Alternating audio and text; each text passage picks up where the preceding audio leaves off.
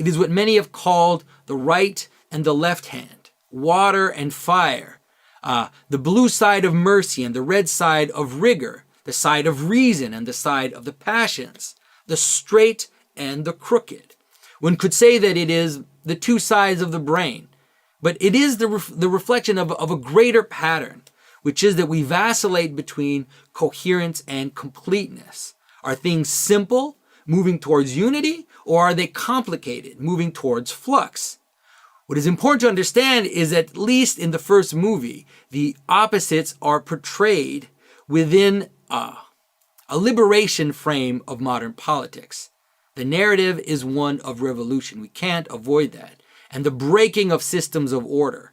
And in this case, the structures, the frames, are seen as impeding the real, which is identified mostly with the body, with instinct, the individual, and the possibility of self-determination, of being whatever you want to be, no matter what the social fabric seems to impose. In many instances, Neo says that he will not accept to be subject to the rules, that he is in control of his own fate. Do you believe in fate, Neo? No. Why not? Because I don't like the idea that I'm not in control of my life. Several people have seen the resemblance between the Matrix and Platonism in relation to the allegory of the cave, and this is an obvious comparison. But the Matrix presents us with a form of reverse Platonism, we could say, where what is most real is not the reality of stable forms which are beyond even the mental realm, but it is a fight between the controlling mind and the flux of the body. By understanding how rules, structures, and frames of reference, as mental tyrannies are artificial and malleable, one acquires special powers in shaping and twisting reality for revolutionary ends. In this sense, the Matrix and how it works is very akin to magic, which attempts to master the structures of conscience and manifestation in order to manipulate them. And so we follow the story of Neo. As we do that, we do have a descent into the underworld of sorts. Neo leaves the comfort of the Matrix and is dumped into the real world, and this takes on the imagery of baptism, as Neo is reborn into the real world outside the Matrix.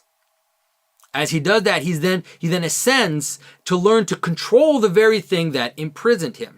He accepts to risk his life to go into the Matrix to save his new father figure, Morpheus, and in doing so becomes the one, the individual, which can stand against the system and explode it from within.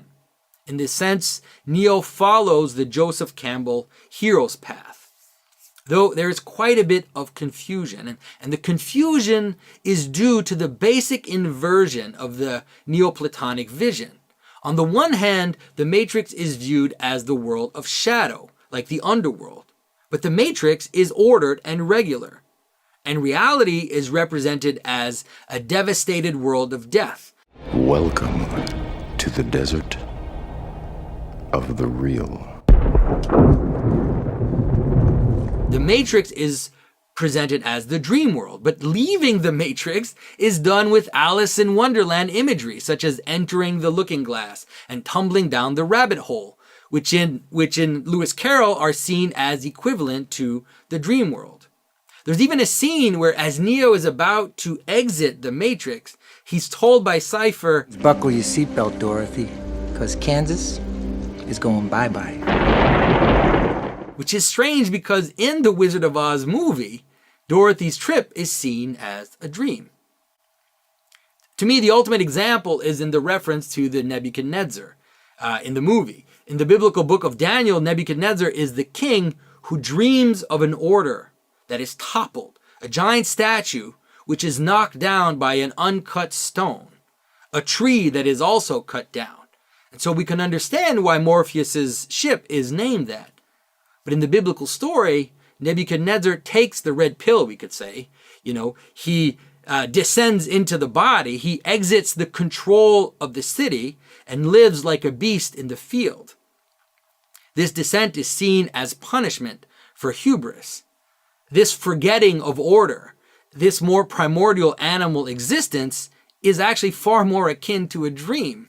The life outside the city and civilization is exactly a world where borders are gone and where anything is possible. And this is exactly what Neo calls for at the very end of the movie. Such a reality is equivalent to the dream, where structures of order no longer function. And the matrix, the systems of order and coherence, would be equivalent to the waking world. But of course, if you follow this line far enough, you'll see that it will also lead you into contradiction. It seems, in fact, that many of the tropes in the Matrix collapse under their own internal contradiction. Also, people have attempted to make references to Christianity. And I can understand why. Neo obviously is made to be an image of Christ. This is mentioned explicitly in the movie.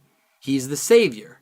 And there are interesting parallels to make. He even dies and resurrects before fully attaining his highest form. Yet one must be cautious a bit, because the structure of the movie is truly a revolutionary one. So if it is Christian, it is in line with liberation theology and things of the sort. We see this as Neo resurrects and becomes the one. He's in the Matrix, but he also stands outside it. He can fully see the Matrix as the construct that it is. And in that place, the only word he utters is no. And this no is the shape of the movie, where the highest form of the individual is seen as he or she who resists the control, the oppressive system of order. Christ has come to reunite heaven and earth, show us a place where all things can come together. And so although Christ did come in part as the uncut stone, which topples the statue in Nebuchadnezzar's dream, this is a traditional interpretation, he did not oppose Rome in a revolutionary sense. By accepting to die, he transformed Rome from within until the corrupt system of order, Rome itself, which had conspired in his murder and then persecuted his disciples for centuries, was finally conquered from within and transformed, not exploded. As for the Matrix, the very last scene in the movie clinches the whole story. Neo declares the system is afraid of change. We see the words system failure. As Neo says, he does not know the future causality of his actions, does not know what effects they will have. His side is won for now. I'm going to show them a world without you. A world without rules and controls, without borders or boundaries. A world where anything is possible. That is, of course, the final message, which is that the truly real is a world without order, without system, and without limits, where there is no relationship between the categories of the world and our own possible engagement with it. That is what Larry and Andy Wachowski, Larry and Lana Wachowski, is that right? No, wait. Lily and Lana Wachowski, that's what they're aiming for. The final statement was already framed in sexual imagery as a promise of the freedom we're talking about right at the very outset of the movie. The first time Neo encounters Trinity at some S&M rave. And now at the very end, Neo's declaration is cast in political discourse as Rage Against the Machine comes on, wailing its criticism of the American government and the abuses, murders, and systems of control it tried to instigate and preserve during the 20th century. All of this is, of course, only one side of the equation. For it is true that the systems of order can be corrupt, tyrannical, and controlling. It is true that sometimes the individual must stand and oppose this corruption. We see this in the biblical prophets, culminating in St. John the Baptist.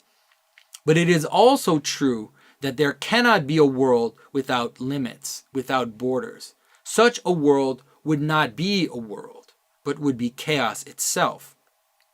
The balance is difficult, but without it, we find ourselves in the strange place we stand today.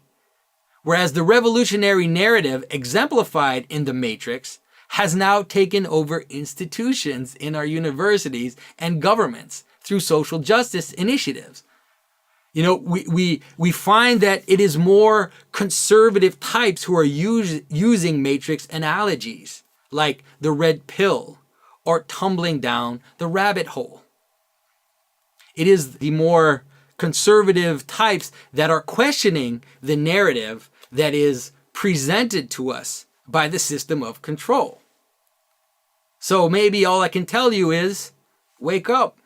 The Matrix has you.